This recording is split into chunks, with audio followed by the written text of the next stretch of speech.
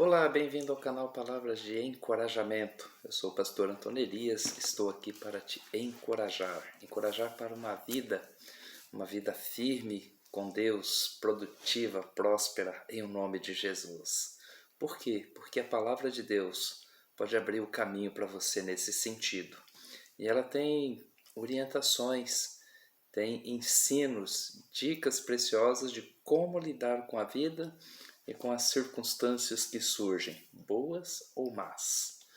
E hoje nós vamos começar uma série no livro de Neemias, um livro que aborda muitas circunstâncias das quais pode muito ser que você já tenha experimentado, esteja experimentando ou possa vir experimentar, porque são memórias de uma pessoa muito interessante em circunstâncias muito diversas.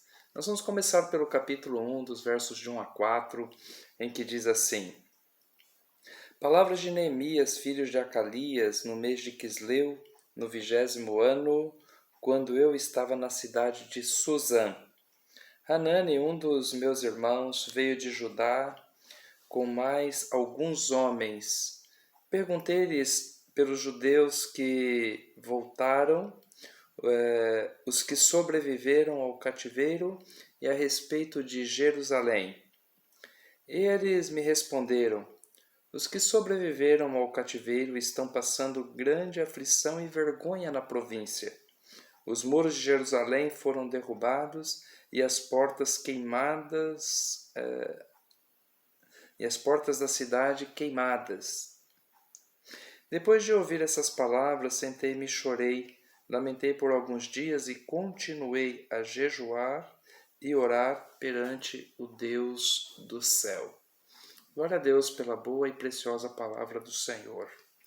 Neemias ele era escravo em Babilônia, estava na cidade de Suzã. O povo de Jerusalém havia sido levado cativo para lá por aproximadamente 70 anos anteriores a esse tempo de Neemias. E era um tempo de regresso. Algumas coisas haviam mudado em relação a esses que haviam sido levados cativo. E o rei, a monarquia, estava permitindo o regresso, o retorno do povo para a cidade. Havia, embora sendo escravo, uma certa liberdade. Algumas questões estavam sendo mudadas ali. Bem, quando Neemias toma notícia do seu povo, a situação ela vem aterradora, muito triste.